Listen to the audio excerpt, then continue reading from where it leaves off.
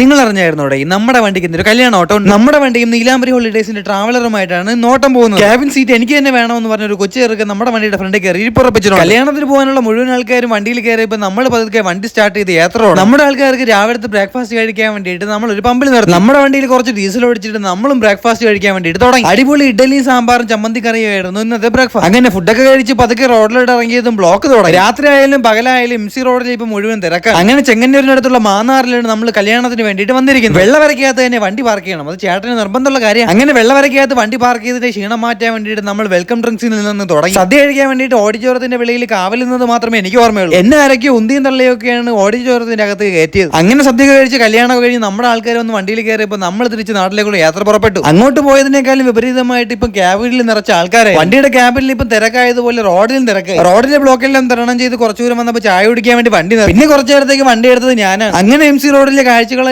കണ്ടിട്ട് നമ്മൾ രാവിലെ ആളെ എടുത്ത സ്ഥലത്ത് തന്നെ നമ്മൾ തിരിച്ചുകൊണ്ട് ആളിറക്കി. അങ്ങനെ ആളിറക്കി കൊണ്ടിരുന്നപ്പോഴാണ് നമ്മുടെ വണ്ടിയിൽ വന്നൊരു പയ്യൻ വന്നിട്ട് നമ്മുടെ വീഡിയോ സ്ഥിരം കാണുന്ന സബ്സ്ക്രൈബർ ആണെന്ന് കൂടി പറഞ്ഞു. അതുകൂടി കേട്ടപ്പോൾ എനിക്ക് സന്തോഷം. എനിക്കത് കേട്ടപ്പോഴാണ് സന്തോഷമായതെങ്കിൽ ചേട്ടന് വാടക കിട്ടിയപ്പോഴാണ് സന്തോഷം. അങ്ങനെ വാടക കിട്ടിയതിന്റെ സന്തോഷത്തിൽ കരമന എത്തിയപ്പോഴാണ് ആ കാര്യം സംഭവിച്ചത്. ചേട്ടന് ഒരു കോള്, നമ്മുടെ വണ്ടി എവിടെ എത്തിയോ അവിടെ നിർത്താനാണ് പേര് വെളിപ്പെടുത്താൻ ആഗ്രഹിക്കാത്ത ആ അജ്ഞാതൻ കോൾ വിളിച്ച് പറഞ്ഞത്. നമ്മളിപ്പോ നിൽക്കുന്നതിന് തൊട്ടപ്പുറത്ത് നിന്നുള്ള മറുപടിയുടെ ഓട്ടം കൂടി നമുക്ക് തരാനാണ് ആ അജ്ഞാതൻ നമ്മളെ കോൾ വിളിച്ചത്. അങ്ങനെ റോഡെല്ലാം ബ്ലോക്ക് ആക്കിയാണ് അടുത്ത ഓട്ടത്തിനുള്ള ആൾക്കാർ നമ്മൾ വണ്ടിയിൽ കയറ്റി. പ്രതീക്ഷിക്കാതെ നമുക്ക് വീണ്ടും അടുത്ത ഓട്ടം കിട്ടിയപ്പോൾ ചേട്ടന്റെ എന്റെ മുഖത്ത് നല്ല പുഞ്ചിരി ഉണ്ടായി. അങ്ങനെ റോഡെല്ലാം ബ്ലോക്ക് ചെയ്ത് നമ്മുടെ ആൾക്കാരെ വണ്ടിയിൽ കയറ്റിയിട്ട് നമ്മൾ നേരെ മണക്കാട് ലക്ഷ്യമാക്കിയാണ് പോകുന്നത്. ഓഡിറ്റോറിയത്തിന്റെ ഫ്രണ്ടിൽ വണ്ടി നിർത്തിയിട്ട് ആൾക്കാരെ എല്ലാം ഇവിടെ അങ്ങ് അപ്പോഴൊരു ചേട്ടൻ വന്നിട്ട് നമ്മളടുത്ത് പോയി ഫുഡ് കഴിക്കാൻ വേണ്ടിയിട്ട് പറഞ്ഞു. അങ്ങനെ നമ്മുടെ ചെറുക്കനെ പാർക്ക് ചെയ്തിട്ട് നമ്മളൊരു അടിപൊളി ഫുഡ് കഴിഞ്ഞ് നമ്മളങ്ങ് അകത്തായി. അങ്ങനെ ഒരു അടിപൊളി ഫുഡൊക്കെ കഴിച്ച് നമ്മൾ തിരിച്ച് വണ്ടിയുടെ അവിടെ എത്തിയപ്പോഴും നമ്മളെ കാത്തൊരു പയ്യൻ അവിടെ നിൽക്കുന്നത് കണ്ട് നമ്മുടെ വീഡിയോ സ്ഥിരം കാണുന്ന നമ്മുടെ വണ്ടി ഇഷ്ടപ്പെടുന്ന ഒരു പയ്യനാണ്. അങ്ങനെ അവനോട് സംസാരിച്ച് നമ്മുടെ ആൾക്കാരെ കൊണ്ട് തിരിച്ചിറക്കിയപ്പോഴാണ് തോട്ടം അവസാനിച്ചത്.